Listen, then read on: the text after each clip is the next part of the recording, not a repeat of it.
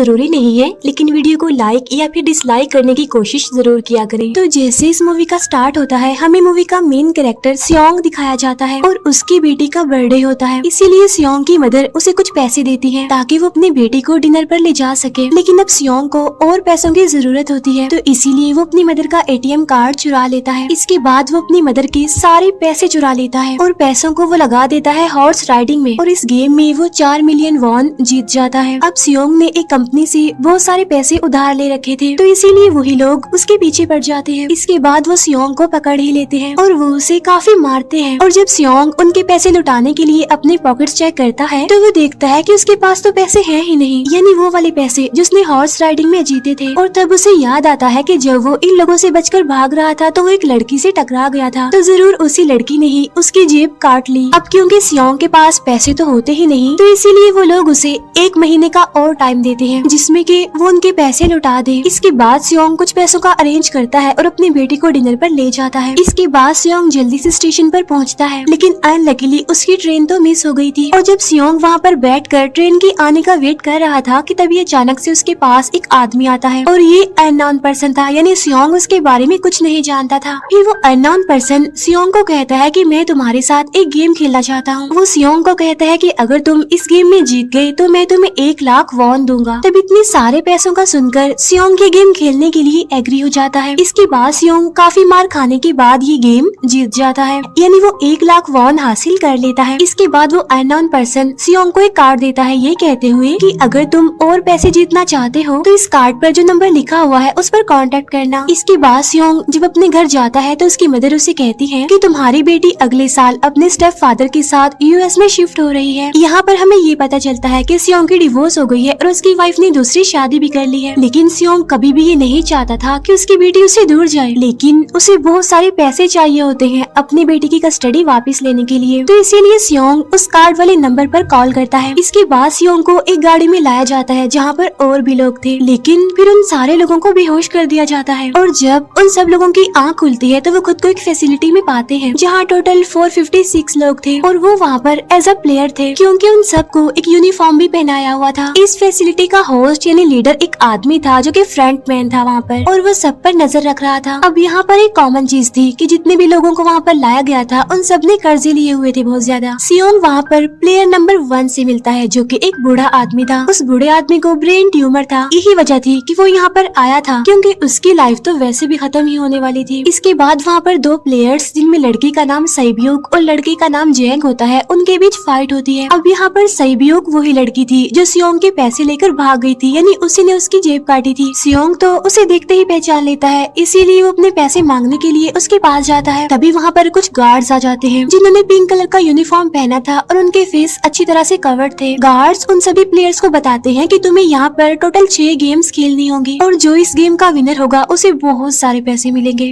इसके बाद उन सबसे एक कॉन्ट्रैक्ट पर साइन करवाया जाता है और इस कॉन्ट्रैक्ट के 3 मेन रूल्स थे। पहला रूल ये कि कोई भी प्लेयर अपनी मर्जी से गेम को छोड़कर नहीं जा सकता। दूसरा रूल ये होता है कि जो भी प्लेयर खेलने से मना करेगा तो उस प्लेयर को एलिमिनेट कर दिया जाएगा, और उनके मुताबिक एलिमिनेट का मतलब क्या था ये तो हम आगे ही जानेंगे। गेम का तीसरा रूल ये था कि अगर मेजोरिटी इस गेम को खेलना नहीं चाहती तो वो इस गेम को छोड़कर जा सकते हैं। इसके बाद उन सबको गेम के लिए ले जाया जाता है। अब यहाँ पर सियोंग अपनी क्लासमेट सेंगवू से भी मिलता है जो कि उसे बचपन से जानता था। सियोंग उसे वहाँ पर देखकर काफी हैरान होता है क्योंकि वो तो किसी बिजनेस के लिए आउट ऑफ कंट्री चला गया था। अब पहले गेम के लिए वहाँ पर एक काफी बड़ी डॉल थी और इस गेम का रूल काफी सिंपल था, और वो ये था कि डॉल जब भी गाना गाएगी उन सबको आगे बढ़ना है, और जैसे ही वो गाना गाना बंद करेगी तो उन सबको रुक जाना है और मूव नहीं करना है, और अगर कोई हिल गया तो उसे एलिमिनेट कर दिया जाएगा। अब स्टार्टिंग में तो ये सब कुछ उन्हें किसी प्रैंक की तरह लग रहा था, लेकिन जब एक लड़का हिल जाता है तो उसे शूट करके मार दिया जाता है, और यही होता है एलिमिनेट का मतलब, यानी उन्हें मार दिया जाएगा। अब ये देखकर वो सारे लोग काफी घबरा जाते हैं और उन्हें पता चल चुका था कि वो खतरे में है, इसीलिए लोग डरते हुए पैनिक करते हुए इधर उधर भागने लगते हैं। वो खतरे में है, इसीलिए लोग डरते हुए पैनिक करते हुए इधर उधर भागने लगते हैं। लेकिन अब क्योंकि गेम का रूल था इसीलिए जो भी हिलता है उसे मार दिया जाता है और जितने भी सर्वाइवर होते हैं वो किसी न किसी तरह इस गेम को कंप्लीट कर ही लेते हैं। लेकिन जो लोग मर जाते हैं उनकी डेड बॉडीज को वहाँ से ले जाया जाता है और अब 456 प्लेयर्स में से सिर्फ 255 ही रह गए थे। अब क्योंकि वो सारे प्लेयर्स इतना ज्यादा डर जाते हैं कि अब कोई भी गेम खेलना नहीं चाहता था। लेकिन जैसा कि रूल नंबर 3 था कि अगर मेजोरिटी चाहे तो वो ये गेम स्किप कर सकती है, तो इसीलिए उनका लीडर यानी फ्रंटमैन वोटिंग करवाता है। लेकिन इससे पहले उन्हें प्राइज मनी दिखाई जाती है यानी जो विनर को मिलेगी। लेकिन इन केस अगर कोई गेम को छोड़कर चला जाएगा तो ये सारे पैसे मरे हुए प्लेयर्स की फैमिलीज को मिल जाएंगे और ये prize money total 45 billion won होती है। इसके बाद वोटिंग करवाई जाती है जिसमें मेजोरिटी इस गेम को खेलना नहीं चाहती थी, तो इसीलिए गेम को यहीं पर स्टॉप कर दिया जाता है। लेकिन अगर कभी फ्यूचर में वो लोग चाहें तो इस गेम को रीज्वाइन कर सकते हैं। इसके बाद सभी लोगों को उनके घरों पर छोड़ दिया जाता है। नेक्स्ट डे सियोंग पुलिस स्टेशन जाता है और वहाँ पर वो पुलिस को सारी बात बता देता है। लेकिन उन लोगों को सियोंग की बातों पर यकीन नहीं होता और उल्टा वो लोग उसे पागल समझने लग जाते हैं। इसके बाद सियोंग उन्हें वही वाला कार्ड दिखाता है, लेकिन हैरान कर देने वाली बात तो ये है कि उस पर जो नंबर था वो रॉन्ग था। इसके बाद सियोंग जब घर जाता है तो उसकी मदर वहाँ पर नहीं होती। उधर सियोंग का क्लासमेट सेंगवू अपनी मदर को छुपकर देख रहा होता है और तभी वहाँ पर सियोंग भी आ जाता है। यहाँ पर सेंगवू अपसेट होते हुए सियोंग को बताता है कि मेरे ऊपर 6 बिलियन का कर्ज है। वो बताता है कि मैंने क्लाइंट्स के पैसे लेकर स्टॉक मार्जिन में लगा दिए थे, लेकिन अनलकीली वो सारे पैसे डूब गए। और तभी सियोंग के पास हॉस्पिटल से कॉल आती है। सियोंग की मदर का पाँव काफी इंजर्ड था, लेकिन डायबिटीज का ट्रीटमेंट न होने की वजह से उनकी चोट और ज्यादा बढ़ गई। तब डॉक्टर सियोंग को बताते हैं कि तुम्हारी मदर का ट्रीटमेंट हो सकता है, लेकिन इसके लिए हमें इनका पाँव काटना होगा। लेकिन इस ऑपरेशन में बहुत सारे पैसे लगने वाले थे। लेकिन जाहिर सी बात है सियोंग के पास इतने पैसे तो होते नहीं। इवन उसने तो अपनी मदर के इंश्योरेंस के पैसे भी उड़ा दिए थे। तब इसीलिए सियोंग पैसे मांगने के लिए अपनी वाइफ के पास जाता है, लेकिन उसकी वाइफ उसे पैसे देने से इनकार कर देती है। फिर उसकी वाइफ अपने हस्बैंड को बताती है कि सियोंग आया था पैसे मांगने के लिए और तभी उसका हस्बैंड सियोंग को पैसे देने आता है। साथ साथ उसे ये भी कहता है कि मेरी फैमिली से दूर रहो। लेकिन सियोंग उसे मारने लगता है और तभी उसकी बेटी भी वहाँ पर आ जाती है। इसके बाद सियोंग का एक फ्रेंड अपने बॉस के पास पैसे मांगने जाता है, लेकिन उसका बॉस उसे पैसे देने से मना कर देता है, तो इसीलिए उन दोनों के बीच फाइट होने लगती है। इस फाइट के दौरान उसके बॉस का हाथ मशीन में आ जाता है, तो मौके का फायदा उठाकर सियोंग का फ्रेंड पैसे लेकर वहाँ से भाग जाता है। फिर इसके बाद सियोंग का फ्रेंड अपने घर आकर अपनी वाइफ को कहता है कि पहली फ्लाइट लो और जाओ यहाँ से। इसके बाद सईब्यूक एक एजेंट से मिलती है क्योंकि उसने अपनी मदर को नॉर्थ एरिया से साउथ एरिया में लाना था। सईब्यूक वही लड़की जिसने सियोंग की जेब काटी थी, लेकिन यहाँ अपनी मदर को लाने के लिए सईब्यूक को बहुत सारे पैसों की जरूरत थी। अब सईब्यूक का एक छोटा भाई भी होता है जिससे उसने प्रॉमिस किया होता है कि मैं मदर को जरूर ले आऊंगी। इसके बाद हमें एक ऑफिसर दिखाया जाता है और इस ऑफिसर का भाई कुछ टाइम से मिसिंग था, इसीलिए वो ऑफिसर अपने भाई के घर जाता है, जहाँ उसे पता चलता है कि उसका भाई तो पिछले कुछ दिनों से अपने घर पर भी नहीं आया। और जब वो ऑफिसर घर को चेक कर रहा होता है तो उसे एक कार्ड मिलता है वहाँ पर, और इस ऑफिसर ने सेम ऐसा ही कार्ड पुलिस स्टेशन में सियोंग के पास भी देखा था, तो इसीलिए वो ऑफिसर सियोंग के पास जाकर उससे इस बारे में पूछता है, लेकिन सियोंग उसे कुछ नहीं बताता। इसके बाद सियोंग जब अपने घर जाता है तो उसे वो कार्ड दोबारा मिल जाता है वहाँ पर। अब सियोंग डिसाइड करता है कि वो दोबारा से उस गेम को ज्वाइन करेगा, इसीलिए सभी प्लेयर्स को एक शिप के पास ले जाया जाता है। इधर ही वो ऑफिसर भी गाड़ियों का पीछा करते हुए उस शिप तक आ जाता है। वो एक गार्ड को मारकर उसे पानी में फेंक देता है। इसके बाद उन सभी प्लेयर्स को एक आइलैंड पर मौजूद फैसिलिटी में लाया जाता है। अब यहाँ पर उन्हें जरा भी अंदाजा नहीं था कि अगला गेम कौन सा होगा और उसे कैसे खेला जाएगा। इसके बाद वो लोग अपनी अलग अलग टीम्स बना लेते हैं। रात को सईब्यूक और उसकी फीमेल फ्रेंड वॉशरूम जाते हैं। यहाँ पर सईब्यूक गार्ड्स की नजरों से बचते हुए उस फैसिलिटी को एक्सप्लोर करने लगती है। तभी वो देखती है कि गार्ड्स बड़े बड़े बर्तनों में कुछ बना रहे हैं, लेकिन अब क्योंकि गार्ड्स को शक हो जाता है तो ये गार्ड वॉशरूम्स को चेक करने के लिए आता है, लेकिन तब तक सईब्यूक वापस आ चुकी थी। इसके बाद सईब्यूक अपनी फीमेल फ्रेंड को सारी बात बता देती है जो उसने देखा था, लेकिन यहाँ पर सेंगवू उन दोनों की बातें सुन लेता है और वो इस बारे में सईब्यूक से पूछता है, जिस पर सईब्यूक बताती है कि वो बड़े बड़े बर्तनों में कुछ पका रहे थे। इसके बाद उन सभी प्लेयर्स को प्लेग्राउंड में लाया जाता है, जहाँ पर उनके सामने 4 शेप्स थी। 4 शेप्स में से उन्होंने किसी एक शेप को चूज करना था। अब यहाँ पर सेंगवू को पता चल जाता है है कि गेम क्या है और क्या करना है हमें। सेंगवू सियोंग को बताता है कि सबने अलग अलग शेप्स को चुनना है। इसके बाद उन सभी को एक छोटा सा बर्तन दिया जाता है जिसमें की शेप्स बनी होती है। अब गेम उनकी ये होती है कि उन्होंने किसी तरह उस शेप को बाहर निकालना है बगैर डैमेज किए, लेकिन अगर शेप जरा से भी खराब हो गई तो उन्हें एलिमिनेट कर दिया जाएगा, यानी मार दिया जाएगा। अब यहाँ पर सेंगवू तो इजिली उस शेप को निकाल लेता है, लेकिन सियोंग इतना ज्यादा घबरा जाता है कि उसकी हालत खराब होने लगती है, लेकिन फिर वो किसी न किसी तरह करके इस गेम को भी जीत लेता है। इसके बाद उन सबको वापस से रूम में लाया जाता है। अब यहाँ पर 187 प्लेयर्स वापस आए थे, जिनमें से अब सिर्फ 108 ही रह गए थे। इसके बाद उन सबको खाने के लिए ले जाया जाता है, लेकिन खाने की वजह से जैंग की एक लड़के से फाइट हो जाती है, जहाँ पर जैंग उस लड़के को इतना ज्यादा मारता है कि वो मौके पर ही मर जाता है। इधर ही हम देखते हैं कि उन प्लेयर्स में से एक डॉक्टर होता है जो गार्ड्स के साथ मिलकर मरे हुए लोगों के ऑर्गन्स निकाल कर उन्हें चाइनीज को बेचने का काम करता है। इसीलिए जब भी डेड बॉडीज को ले जाया जाता है तो वो डेड बॉडीज को गायब कर लेते हैं, क्योंकि ये सब कुछ एक प्लान के अकॉर्डिंग चल रहा था, क्योंकि ये सारा कुछ फ्रंट मैन से छुप कर हो रहा था। यही वजह थी कि कंट्रोल रूम में भी उन्होंने अपना ही एक आदमी बिठाया हुआ था जो कि उन लोगों की सारी वीडियो फुटेज डिलीट कर देता था, और गार्ड्स तो डॉक्टर को गेम के बारे में पहले ही बता देते थे ताकि वो सरवाइव कर सके। यहाँ पर एक गार्ड उसी प्लेयर डॉक्टर को बताता है कि आज हमने प्लेयर्स को जानबूझकर खाना कम दिया है ताकि वो आपस में लड़ने लगे, जिससे होगा ये कि सारे वीक प्लेयर्स गेम से आउट हो जाएंगे। साथ ही गार्ड डॉक्टर को अपनी अगली गेम के बारे में बता देता है। अब 30 मिनट के बाद वहाँ पर लाइट्स ऑफ होने वाली थी। अब यहाँ पर सेंगवू को पता था कि सियोंग की टीम जरूर कोई उल्टा काम करेगी, इसीलिए वो उस टीम को अपने पास बुलाकर उन्हें रिलैक्स रहने के लिए कहता है। उधर वो जो डॉक्टर प्लेयर होता है वो जैंग की टीम में शामिल हो जाता है। यहाँ पर डॉक्टर जैंग को बता देता है कि अगला गेम क्या होने वाला है। इसके बाद लाइट्स ऑफ हो जाती है और जैंग अपनी टीम के साथ मिलकर बाकी सभी को मारने लगता है। जैंग एक लड़की को मारकर सैब्यू को मारने जाता है, लेकिन तभी सियोंग उसे बचा लेता है। इसके बाद गार्ड्स वहाँ पर आकर उन सभी को रोक लेते हैं और अब टोटल 80 लोग रह गए थे। इसके बाद उन सभी को तीसरे गेम के लिए ले जाया जाता है और यहाँ पर उन्हें 10-10 प्लेयर्स की एक टीम बनाने के लिए कहा जाता है, और वो लोग ऐसा ही करते हैं, अपनी अपनी टीम बना लेते हैं। अब क्योंकि जैंग को अगली गेम के बारे में पहले ही पता होता है, इसीलिए वो सैब्यू की फीमेल फ्रेंड को अपनी टीम में नहीं रखता और वो अपनी टीम में सिर्फ मर्दों को ही रखता है। इसके बाद सेंगवू भी अपनी एक टीम बना लेता है। अब क्योंकि उन्हें एक प्लेयर की जरूरत थी तो इसीलिए सैब्यू की फीमेल फ्रेंड उनके टीम में शामिल हो जाती है, और ये गेम असल में टग ऑफ वॉर का होता है, यानी उन्होंने अपने सामने वाली टीम को नीचे गिराना था। इसके बाद गेम स्टार्ट हो जाती है और जैंग की गेम बड़ी आसानी से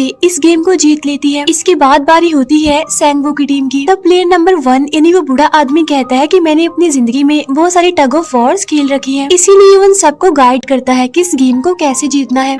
तो इसीलिए वो लोग किसी न किसी तरह करके इस गेम को जीत जाते हैं। फिर दिखाया जाता है कि 30 मिनट के बाद दोबारा से लाइट्स ऑफ हो जाएंगी, जिस पर सेंगवू उन सबको कहता है कि रेडी रहना। तो इसीलिए वो डिसाइड करते हैं कि एक एक करके हम पहरा देंगे। अब जैंग की टीम में एक से बढ़कर एक चालाक प्लेयर था, तो इसीलिए जैंग को डर होता है कि कहीं उसकी टीम उसे ही साइड पर न लगा दे, यानी उसे ही अपने रास्ते से न हटा दे।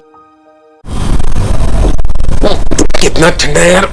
विक्स की गोली लो, खिच दूर करो। विक्स, हर खिच फिक्स। ट्राई करें विक्स मेडिकेटेड गोली जो दे एक्स्ट्रा सूदिंग राहत। तुझे नहीं पता जॉब है ऐप के बारे में? अब फ्रेशर्स भी कमा सकते हैं 40,000 तक हर महीने। तो आज ही डाउनलोड करो जॉब है।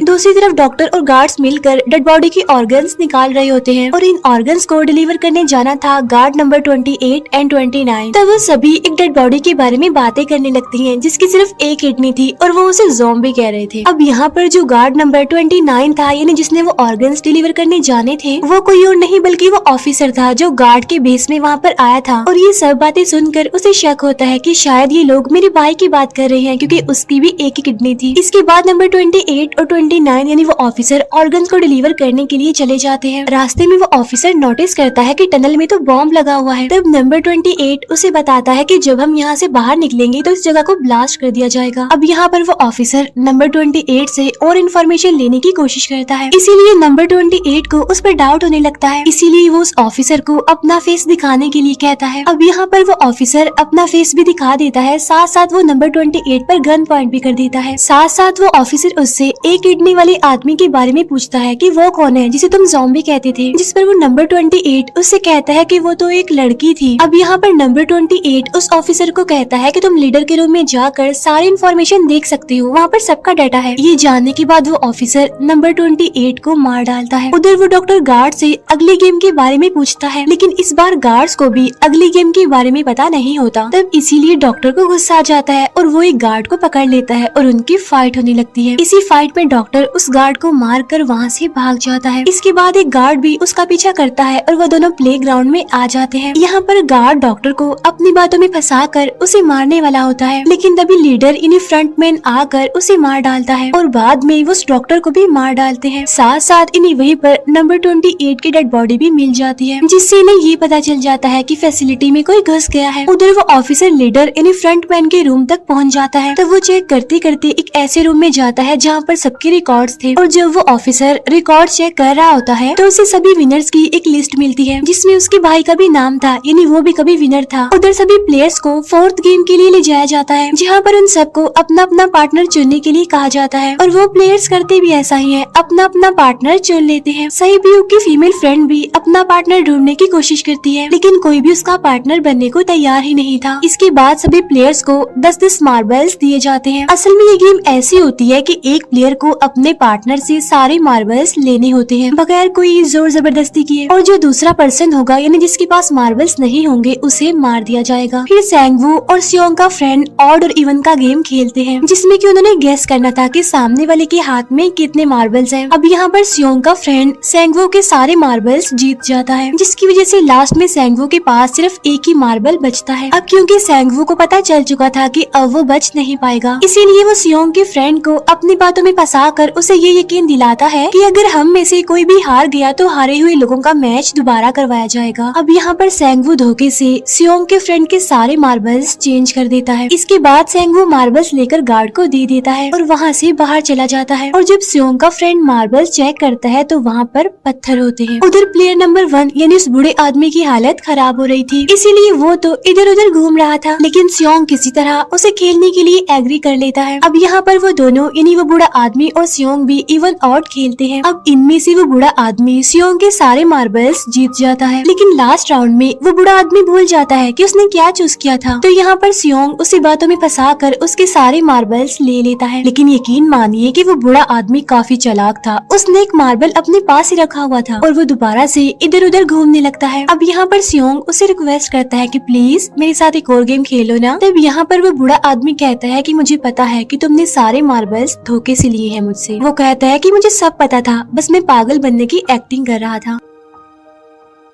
तभी सुनकर सियोंग को उस पर तरस आ जाता है और वो उसे ही सारे मार्बल्स दे देता है। उसके बाद सहीब्यूक और उसकी फीमेल फ्रेंड भी गेम खेल रहे होते हैं। उनकी गेम ये होती है कि जो मार्बल्स को दीवार के ज्यादा करीब फेंकेगा वही जीतेगा। पहले सहीब्यूक अपने मार्बल्स फेंकती है, लेकिन जब सहीब्यूक की फ्रेंड की बारी आती है तो वो अपने सारे मार्बल्स फेंक देती है। लेकिन जब सहीब्यूक ये देख लेती है तो वो अपने फ्रेंड को दोबारा फेंकने के लिए कहती है, जिस पर उसकी फ्रेंड कहती है कि नहीं सहीब्यूक, मैं बिल्कुल अकेली हूँ, मेरे पीछे तो कोई भी नहीं है, लेकिन अगर तुम्हें कुछ हो गया तो ये अच्छी बात नहीं है, तुम्हारे पीछे तुम्हारा छोटा भाई है, तुम्हारा वेट कर रहा है वो। और इसी वजह से सहीब्यूक की फ्रेंड को मार दिया जाता है। इसके बाद उन सबकी डेड बॉडीज को वहाँ से ले जाया जाता है। इसके बाद वो सब वापिस से रूम में आ जाते हैं। यहाँ पर जैंग देखता है कि सहीब्यूक की वो वाली फ्रेंड तो अभी तक जिंदा है, जो कि बड़ी आराम से बैठी हुई थी। अब यहाँ पर हमें पता चलता है कि सहीब्यूक की ये वाली फ्रेंड जैंग की भी फ्रेंड थी, लेकिन अब क्योंकि उन दोनों के बीच किसी बात को लेकर क्लैश चल रहा था तो इसीलिए जैंग की वो फ्रेंड उसे बुली करने लगती है। इसके बाद फ्रंटमैन को एक डेड बॉडी के पास उस ऑफिसर का आईडी कार्ड मिल जाता है। तभी फ्रंटमैन को पता चलता है कि उसके सारे वीआईपीज आ चुके हैं, तो इसीलिए फ्रंटमैन उन्हें लेने के लिए चला जाता है। फिर सारे वीआईपीज को उनके रूम में लाया जाता है। इसके बाद फ्रंटमैन वीआईपीज के आने के बारे में एक और आदमी को जाकर बताता है, और यही आदमी मेन होता है, और ये कौन होता है हम ये आगे जानेंगे। फिर नेक्स्ट डे उन सबको 5वें गेम के लिए लाया जाता है, जहाँ पर 1 से लेकर 16 तक नंबर पड़े होते हैं, और वो सभी प्लेयर्स अपना अपना नंबर ले लेते हैं। नंबर का मतलब ये था कि जो नंबर भी एक प्लेयर पर आएगा उसके मुताबिक ही उसकी बारी आएगी। अब यहाँ पर लास्ट में पहला और आखिरी नंबर रह जाता है, यानी 1 और 16। तो यहाँ पर सियोंग कंफ्यूज हो जाता है कि उसे कौन सा नंबर चूज करना चाहिए। अगर उसने पहला नंबर लिया तो वो फंसेगा और मरेगा, क्योंकि उसे नहीं पता कि गेम क्या है। और अगर लास्ट नंबर लेगा तो क्या पता उसकी बारी ही ना आए, टाइम कम रह जाए। और तभी वहाँ पर एक आदमी आ जाता है और वो सियोंग को कहता है कि मुझे पहला नंबर चाहिए, क्योंकि मैं अपनी जिंदगी में कभी भी फर्स्ट नंबर पर नहीं आया। फिर इसके बाद उन्हें गेमिंग रूम में लाया जाता है। अब इस गेम का रूल ये होता है कि दिए हुए टाइम में उन्हें ब्रिज की दूसरी साइड पर जाना है। अब इसके बीच में 2 तरह के ग्लास लगे होते हैं, एक तो होता है आम ग्लास और एक होता है टेम्पर्ड ग्लास। आम ग्लास पर पाँव रखते ही वो टूट जाएगा और वो लोग नीचे गिर जाएंगे। इसके बाद गेम स्टार्ट हो जाता है और वो लोग एक एक करके मरने लगते हैं। फिर एक टाइम ऐसा आता है जब जैंग सबके सामने होता है और वो आगे ही नहीं बढ़ रहा होता। अब उनके पास एक ही रास्ता था, या तो वो आगे जाए या सारे ही मर जाएं। और तभी जैंग के सामने उसकी वही फ्रेंड आ जाती है जो उसे बुली कर रही थी, और वो जैंग को कहती है कि मैंने तुम्हें कहा था कि जिस दिन तुमने मुझे धोखा दिया मैं तुम्हें मार दूंगी। इसके बाद वो जैंग को पकड़ लेती है और उसे लेकर नीचे कूद जाती है, जिसकी वजह से उन दोनों की मौत हो जाती है। अब वहाँ पर एक आदमी था जो कि ग्लास कंपनी में काम करता था और उसे पता था कि टेम्पर्ड ग्लास कौन सा है, लेकिन जब फ्रंट मैन को इस बात का पता चल जाता है तो वो लाइट्स ऑफ करवा देता है ताकि वो ग्लास को पहचान ही ना पाए। अब लास्ट में एक ही स्टेप बचता है और उनके पास तो टाइम ही नहीं था, इसीलिए सेंगवू उस आदमी को धक्का दे देता है। तो यहाँ पर सेंगवू, सियोंग और सैब्यूक ब्रिज को पार कर लेते हैं, लेकिन ग्लास टूटने की वजह से उन्हें काफी चोट लग जाती है, खास तौर पर सैब्यूक को। उधर उस ऑफिसर ने एक सर्वेंट को मारकर उसकी जगह खुद ले ली थी। अब एक वीआईपी को उस ऑफिसर पर शक होता है और वो उसे कहता है कि अपना मास्क रिमूव करो, लेकिन वो ऑफिसर कहता है कि ठीक है, लेकिन मैं अंदर जाकर अपना मास्क रिमूव करूंगा। इसके बाद वो ऑफिसर उस वीआईपी को लेकर अंदर चला जाता है। अंदर जाकर वो ऑफिसर उस वीआईपी को बेहोश कर देता है और इस बात का पता फ्रंट मैन को चल जाता है, इसीलिए फ्रंट मैन उसके पीछे जाता है और वो उस ऑफिसर को देख लेता है, इसीलिए वो ऑफिसर वहाँ से भागकर आइलैंड पर आ जाता है। फ्रंट मैन भी उसका पीछा करते हुए वहाँ पर आ जाता है। अब यहाँ पर वो ऑफिसर अपने सीनियर्स को कॉल करने की कोशिश करता है, लेकिन कॉल कट हो जाती है। फिर वो ऑफिसर उन्हें सारे सबूत भेजता है, लेकिन वहाँ पर नेटवर्क नहीं था। इसके बाद फ्रंट मैन ऑफिसर को पकड़ लेता है और उसे उनके साथ चलने के लिए कहता है, लेकिन वो ऑफिसर तो उस फ्रंट मैन पर गोली चला देता है। इसके बाद फ्रंट मैन अपना मास्क उतार देता है, तो वो ऑफिसर देखता है कि वहाँ पर कोई और नहीं बल्कि उसका अपना भाई है वो। इसके बाद ऑफिसर का भाई यानी फ्रंट मैन उसे शूट कर देता है और वो जाकर पानी में गिरता है। उधर ग्लास लगने की वजह से सैब्यूक काफी इंजर्ड हो गई थी और उसका बहुत सारा खून भी बह रहा होता है। इसके बाद तीनों सर्वाइवर्स को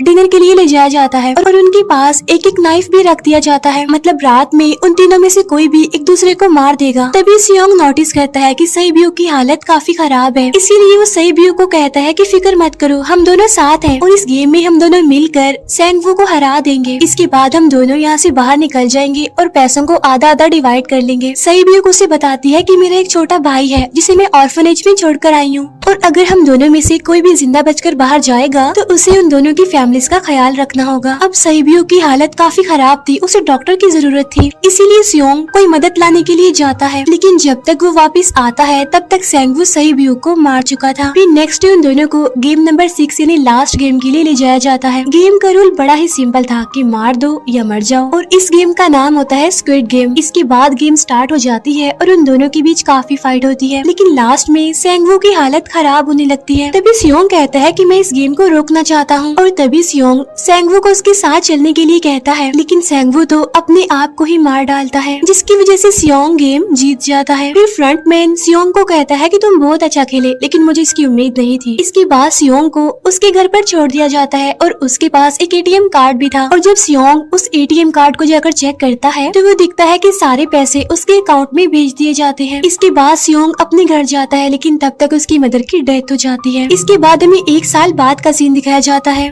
जहाँ पर हम देखते हैं कि सियोंग की हालत काफी खराब हो गई है, यानी वो काफी नशा करने लग गया है और उसने अब तक उन पैसों को हाथ तक नहीं लगाया। एक दिन एक फूल बेचने वाली औरत सियोंग के पास आती है और वो उसे सेम वैसा ही कार्ड देती है जिसमें एक एड्रेस लिखा हुआ था, और फिर सियोंग उस एड्रेस पर जाता है, जहाँ पर उसे पता चलता है कि ये सारा किया धरा किसी और का नहीं बल्कि उस बूढ़े का है, प्लेयर नंबर 1 का, और वो अभी भी जिंदा है। यहाँ पर वो बूढ़ा आदमी सियोंग को बताता है कि मैं अपनी लाइफ से बोर हो चुका था और ये सारी गेम मैंने अपने क्लाइंट्स के साथ मिलकर बनाई ताकि मैं लोगों को मरता हुआ देखकर एंजॉय कर सकूं, लेकिन हाँ, हमने किसी को मजबूर नहीं किया था ऐसा करने के लिए, और मैंने गेम में इसीलिए पार्टिसिपेट किया क्योंकि गेम देखने से ज्यादा उसे खेलने में में मजा आता है। वो कहता है जो पैसे तुम्हारे पास हैं वो मेरे ही हैं। और ये कहते ही उस बूढ़े आदमी की मौत हो जाती है। इसके बाद सियोंग साइब्यू के छोटे भाई के पास जाता है और उसे लेकर वो जाता है सेंगवू की मदर के पास। और वो सेंगवू की मदर को कहता है कि इस बच्चे का ख्याल रखना। साथ साथ वो उसे एक बैग भी देता है जिसमें बहुत सारे पैसे होते हैं। इसके बाद सियोंग स्टेशन पर जाता है जहाँ पर उसे वही अननोन पर्सन मिलता है जो कि उसे मूवी के स्टार्ट में भी मिला था। यहाँ पर सियोंग उसका पीछा भी करता है लेकिन तब तक वो भाग चुका था। फिर सियोंग उस कार्ड वाले नंबर पर कॉल करता है और वो पूछता है कि तुम लोग कौन हो और लोगों के साथ ऐसा क्यों कर रहे हो, क्यों खेल रहे हो लोगों की जिंदगी से। लेकिन आगे से उसे रिस्पॉन्स आता है कि सियोंग अगर तुमने जिंदा बचना है तो प्लेन में चढ़ जाओ। और इसी के साथ ही मूवी यहीं पर एंड हो जाती है।